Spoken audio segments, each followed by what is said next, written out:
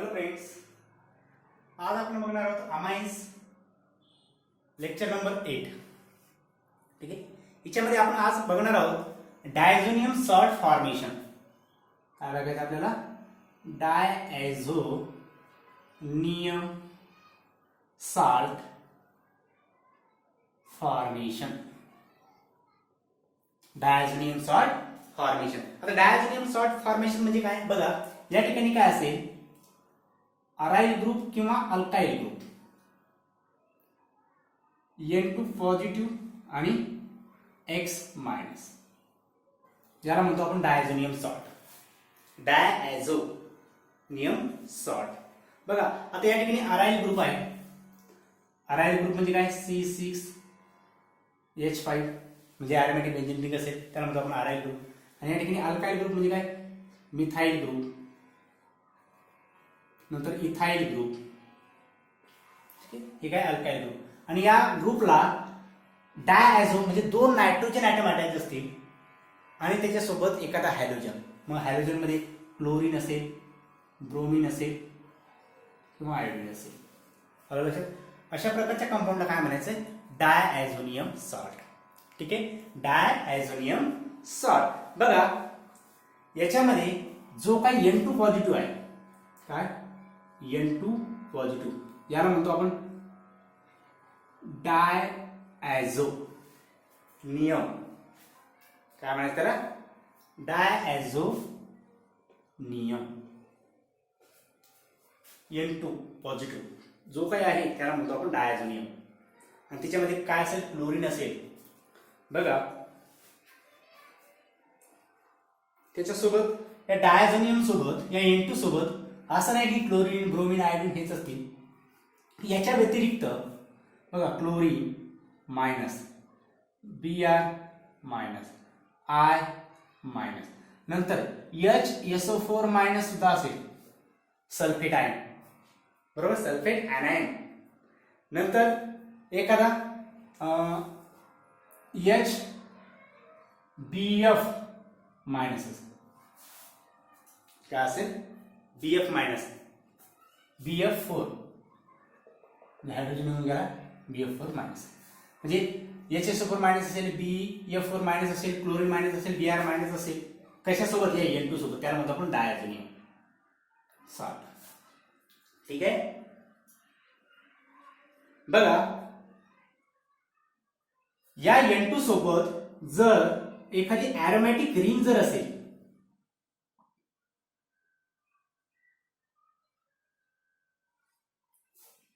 याला काय म्हणणार तुम्ही? बघा हा काय? बेन्झीन. याला काय म्हणणार तुम्ही? Benzene diazonium. काय? हा बेन्झीन आहे. आणि N2 पॉझिटिव्हला काय म्हणतो आपण? डायझोनियम. ठीक आहे. आणि पॉझिटिव्ह चार्ज Cl मायनस म्हणजे एखादी निगेटिव्ह पीस जर त्याला ऍड झाली त्याला काय म्हणतो आपण? सॉल्ट. Benzene diazonium salt. पण कुठला सॉल्ट आहे? कुठला कंपाऊंड आहे? बघा त्या ठिकाणी क्लोरीन आहे. Benzene diazonium chloride. आलं लक्षात? Benzene diazonium chloride. ठीक आहे. सपोज या क्लोरीनच्या ऐवजी सल्फेट सुद्धा असू शकतं. C6H5 N2 positive HSO4 minus. याचं नाव काय असेल? बघा बेन्झीन. काय असेल? बेन्झीन. या ठिकाणी काय? डायझोनियम. आणि हा काय? सल्फेट. काय? सल्फेट. आलं लक्षात? याला म्हणतो आपण benzene diazonium sulphate, benzene diazonium chloride. ठीक आहे. N2 पॉझिटिव्ह म्हणजे काय? डायझोनियम. त्याच्यासोबत क्लोरीन, ब्रोमीन असेल तर त्याचं नाव आपल्याला त्या ठिकाणी लिहिणं गरजेचं आहे. आलं लक्षात? आता प्रश्न हा आहे, जे काही अल्काइल डायझोनियम असेल, बघ या ठिकाणी काय? अराइल आहे. ठीक आहे. जे काही alkyl diazonium are not so stable. हे काय फारसे स्टेबल नाही. हे फारसे स्टेबल नाहीत, but aryl diazonium are salt are stable. कशामुळे स्टेबल आहे? Due to resonance. आलं लक्षात? Due to resonance.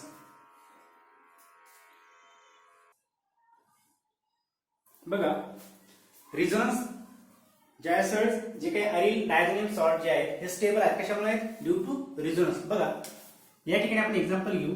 सपोज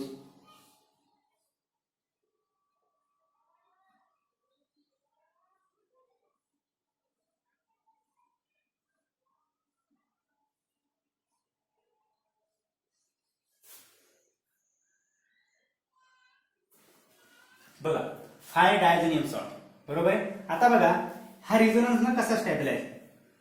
हे पाय इलेक्ट्रॉन या ठिकाणी शिफ्ट जर झाले तर काय होईल? हे पाय इलेक्ट्रॉन नायट्रोजन कडे शिफ्ट होतात. बघा, या ठिकाणी काय होतं? हे फर्स्ट स्ट्रक्चर या ठिकाणी काय करतं बघा,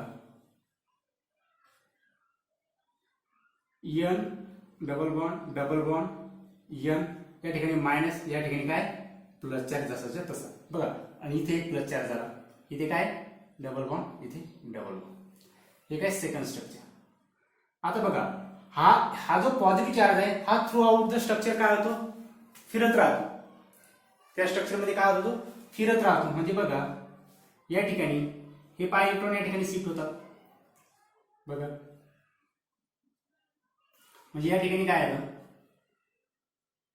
डबल बॉन्ड नायट्रोजन याच्यावरती पॉझिटिव्ह चार्ज, याच्यावरती निगेटिव्ह चार्ज. ठीक आहे. आणि बघा, या ठिकाणी काय आलाय? परत पॉझिटिव्ह चार्ज. हे third structure.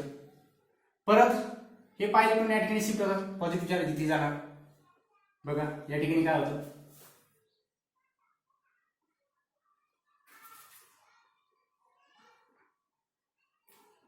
Double bond positive charge, double bond nitrogen, positive charge, double bond nitrogen, negative charge. हे 4 नंबरचं स्ट्रक्चर आहे. परत बघा, आता हा निगेटिव्ह चार्ज या ठिकाणी शिफ्ट जर झाला तर परत हा पॉझिटिव्ह चार्ज या ठिकाणी डिस्चार्ज होऊन जाईल. म्हणजे या ठिकाणी काय मिळेल? बघा, या ठिकाणी आपल्याला काय मिळतं? अशा प्रकारचं स्ट्रक्चर या ठिकाणी परत रिजनरेट झालं. या ठिकाणी पॉझिटिव्ह चार्ज आणि या ठिकाणी Cl, जो काही क्लोरीन आपण या ठिकाणी आहे तो सोल्युशन मध्ये आहे जसं तसं Cl मायनस. म्हणजे बघा, हे 5वं स्ट्रक्चर 1 2 3 4 5 हे 5 रिझोनेशन स्ट्रक्चर आहे डायझोनियम सॉल्टचे. म्हणजे बघा, या ठिकाणी हा डायझोनियम सॉल्ट स्टेबल काय आहे? कशामध्ये? अराईल मध्ये. Alkyl diazonium salt are not so stable. हे स्टेबल नाही का? कारण की या ठिकाणी अल्काइल ग्रुप जर असेल एखादा, सपोज मिथाइल ग्रुप आहे, मिथाइल ग्रुप या ठिकाणी नायट्रोजन, ट्रिपली बॉन्डेड नायट्रोजन, याच्यावरती आहे पॉझिटिव्ह चार्ज आणि या ठिकाणी Cl मायनस. आता बघा, हा काय करेल? या ठिकाणी स्टॅबिलायझेशन आहे का? पाय इलेक्ट्रॉन्स आहेत काही नाही, म्हणजे या ठिकाणी स्टॅबिलायझेशन. पण अराईल डायझोनियम सॉल्ट मध्ये काय स्टॅबिलायझेशन आहे? Due to benzene ring, due to aromatic ring, and due to resonance this aryl diazonium salt are stable. Got it? इथपर्यंत नोट डाऊन करा.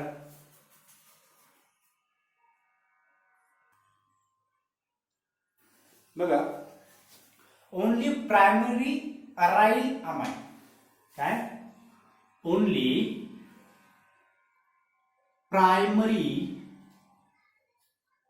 अराईल अमाइन, म्हणजे फक्त प्रायमरी अराईल अमाइन्सच आहेत, तेच फक्त काय करतात? Form stable diazonium salt. For stable diazonium salt. ठीक आहे. प्रायमरी आणि अराईल, प्रायमरी अराईल म्हणजे ॲनिलीन. फॉर एक्झाम्पल काय? ॲनिलीन. आणि डायॲझोनियम सॉल्ट फॉर्मेशन मध्ये फक्त प्रायमरी अराईल, म्हणजे हा अराईल आहे आणि प्रायमरी अमीन्स, हाच काय करतो? फक्त स्टेबल डायझोनियम सॉल्ट तयार करतोय. आलं लक्षात? बघा, मग आता याचं प्रिपरेशन कसं आहे? त्याचं प्रिपरेशन मध्ये आपण काय करतोय? प्रिपरेशन मध्ये बघा प्रिपरेशन, कशाचं प्रिपरेशन? डायझोनियम सॉल्टचं प्रिपरेशन. प्रिपरेशन साठी आपण काय यूज करतोय? Primary amine. Primary amine plus primary अमाइनची रिएक्शन आपल्याला कशासोबत करायची? HNO2. HNO2. आता हा HNO2 इन सिटू आपण त्या रिएक्शन मध्ये प्रिपेअर करत असतो. म्हणजे बघा रिएक्शन काय असेल? बघा रिएक्शन असेल आपल्याला काय घ्यायचं? Primary aryl amine. Only primary aryl amine form stable diazonium salt. म्हणजे प्रायमरी अराइल अमाइन आपल्याला या ठिकाणी घ्यायचं आहे. बघा ते फक्त स्टेबल डायझोनियम सॉल्ट तयार करतात. म्हणजे या ठिकाणी जो काही ॲनिलीन मी घेतलेला आहे, हा याचं नाव काय? ॲनिलीन किंवा बेन्झिनामीन. काय? ॲनिलीन. याची रिएक्शन आपल्याला करायची प्लस याची रिएक्शन आपल्याला करायची कशासोबत? HNO2. पण हा HNO2 आपण डायरेक्टली तयार केलेला यूज करत नाही. आपण त्या रिएक्शन मध्ये तो तयार करत असतो. त्या रिएक्शन मध्ये आपण कसा तयार करतो? बघा ते NaNO2 सोडियम नायट्राइट, ठीक आहे, आणि HCl काय यूज करतो आपण? HCl hydrochloric acid. म्हणजे बघा जो काय हायड्रोक्लोरिक ऍसिड आहे, हायड्रोक्लोरिक ऍसिडची रिएक्शन आपण कशासोबत करतोय? NaNO2 HCl. बघा ॲनिलीन, सोडियम नायट्राइट आणि हायड्रोक्लोरिक ऍसिड. आता बघा ही जी रिएक्शन जी आहे ही आपल्याला लो टेम्परेचर मध्ये करायची. लो टेम्परेचर म्हणजे काय? 273 ते 278 केल्विन. म्हणजे काय? 0 to 5 degree Celsius. 0 to 5 degree Celsius. आणि या ठिकाणी काय तयार होते? बघा या ठिकाणी तयार होतं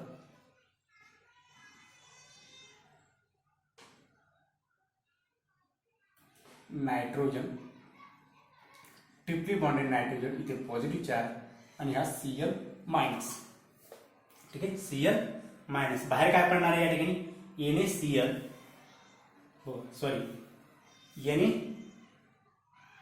हा नायट्रोजन आणि हा नायट्रोजन, H2O बाहेर पडला. H2O water. लक्षात? H2O. ठीक आहे.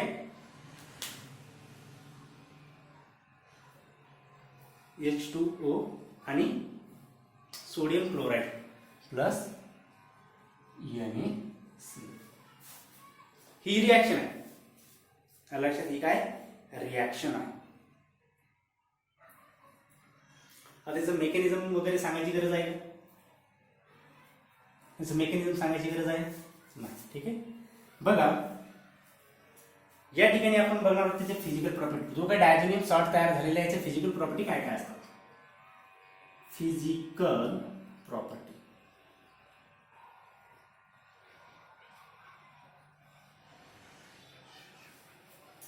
लक्षात? Physical properties. First physical property काय?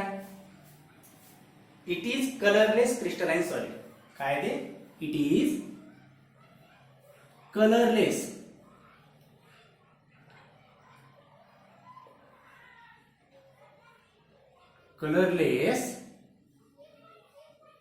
Crystalline solid. Colourless crystalline solid म्हणजे बघा त्यांना कलर नाही आणि क्रिस्टलाइन कंपाऊंड आहे. म्हणजे हा कलरलेस आहे आणि क्रिस्टलाइन आहे.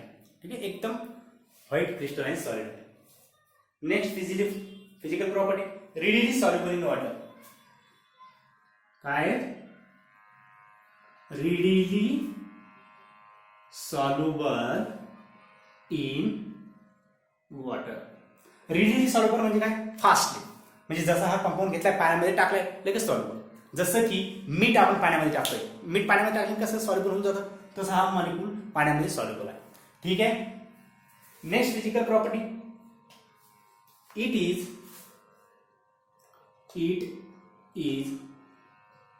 Stable in cold water. थंड पाणी जे आहे, थंड पाण्यामध्ये हा कसा स्टेबल आहे म्हणजे 0 to 5 डिग्रीला आपण रिॲक्शन करून 0 to 5 डिग्री हा काय स्टेबल आहे. म्हणजे कोल्ड वॉटरमध्ये जर तुम्ही त्याला ठेवलं तर तो काय असणार आहे, स्टेबल असणार आहे. त्याचं डिकम्पोजिशन होणार नाही. ठीक आहे, डिकम्पोजिशन होणार नाही म्हणजे तो परत बॅक रिॲक्शन शो करणार नाही, ॲनिलीनमध्ये कन्वर्ट होणार नाही. सोडियम नायट्राइड HCl परत तयार होणार नाही. डायरेक्ट फक्त हा जो मॉलिक्यूल आहे हा स्टेबल असेल त्या कोल्ड वॉटरमध्ये. ठीक आहे. Next property, it is unstable. It is unstable. पण बघा हा जो मॉलिक्यूल आहे डायझोनियम क्लोराईड हा अनस्टेबल आहे इन वॉर्म वॉटर.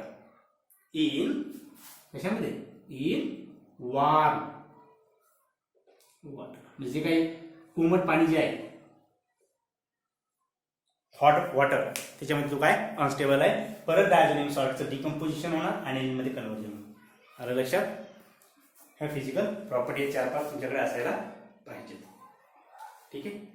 आता आपल्याला याचं बघायचं केमिकल रिॲक्शन्स. थोडे नोट डाऊन करा.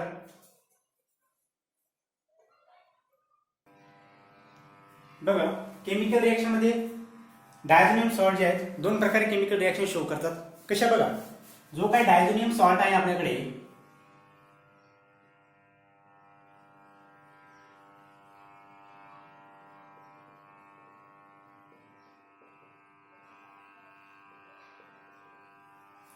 सपोज हा डायझोनियम सॉल्ट आहे, याच्यामध्ये जर का हा नायट्रोजन ग्रुप जर का रिमूव्ह केला आपण, reaction due to removal of nitrogen gas, म्हणजे नायट्रोजन गॅस रिमूव्ह करून ज्या काही रिॲक्शन या ठिकाणी घडणार आहे, या ठिकाणी दुसरा एखादा एलिमेंट, दुसरा एखादा कंपाऊंड या ठिकाणी अटॅच होणार आहे, दुसरा एखादा फंक्शनल ग्रुप या ठिकाणी अटॅच होतोय. ठीक आहे.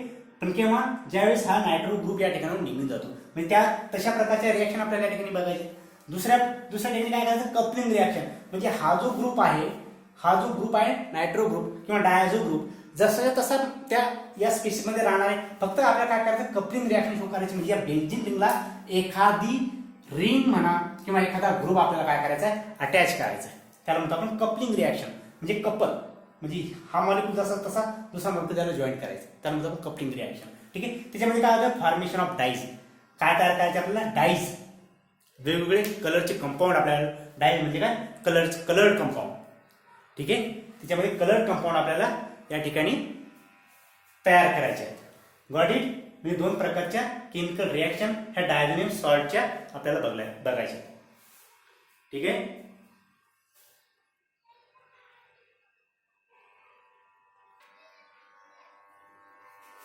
बघा त्याच्यामध्ये आपल्याला रिॲक्शन बघायची, सँडमेअर रिॲक्शन.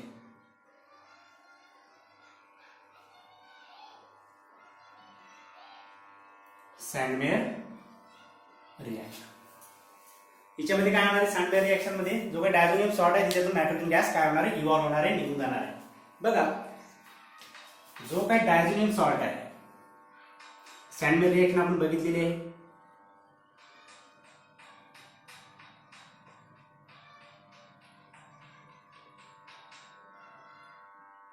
हा का डायझोनियम सॉल्ट. या डायझोनियम सॉल्टची रिॲक्शन आपल्याला करायची आहे.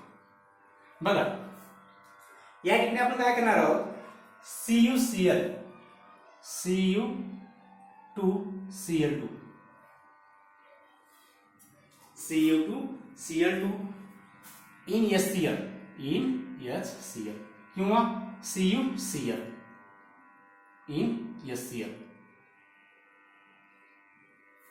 या ठिकाणी आपण काय तयार करतो, क्लोरोबेन्झीन. काय तयार होतं या ठिकाणी, बघा या ठिकाणी तयार होतो क्लोरोबेन्झीन. म्हणजे बघा हा डायझोनियम जे बाहेर पडला या ठिकाणी N2 गॅस काय झाला, इव्हॉल्व झाला. आलं लक्षात. N2 बाहेर पडलाय, N2 बाहेर पडला.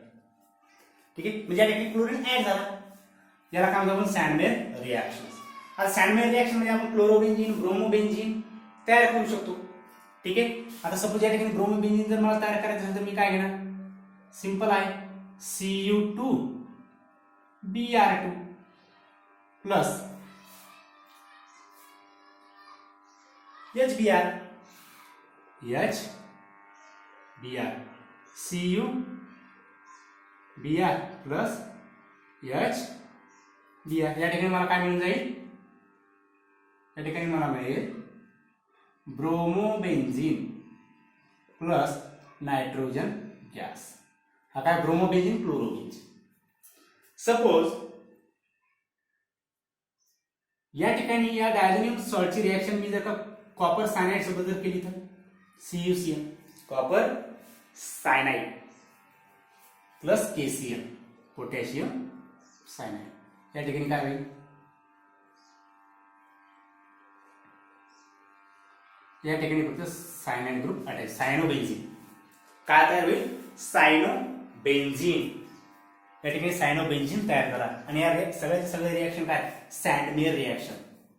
काय त्या सँडमेअर रिएक्शन. बघा या सँडमेअर रिएक्शनला आपण आयडोबेन्झीन हा मॉलिक्यूल्स आणि फ्लोरोबेन्झीन म्हणजे हा मॉलिक्यूल तयार करू शकत नाही. आलं लक्षात. त्याची वेगळी रिएक्शन आहे, त्या ठिकाणी आपल्याला वेगळा रिएजंट आपल्याला यूज करावा लागतो त्याच्यासाठी.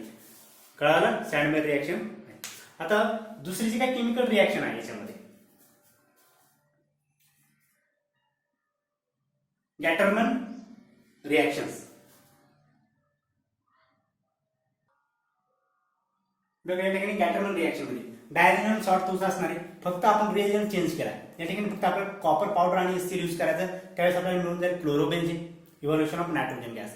ठीक आहे. या ठिकाणी कॉपर पावडर आणि HBr आपल्याला काय मिळेल, ब्रोमोबेन्झीन. आणि या ठिकाणी काय इव्हॉल्व होईल, नायट्रोजन गॅस. ही आहे गॅटरमन रिएक्शन. गॅटरमन रिएक्शन आणि Sandmeyer reaction are the reaction of diazonium salt by evolution of nitrogen gas. म्हणजे हा ग्रुप काय होतो, या ठिकाणी इव्हॉल्व होऊन जातो, त्या ठिकाणी नवीन ग्रुप अटॅच होतोय. ठीक आहे. ह्या झाल्या डायझोनियम सॉल्टच्या reaction due to evolution or removal of nitro group. आलं लक्षात, नोट डाऊन करा.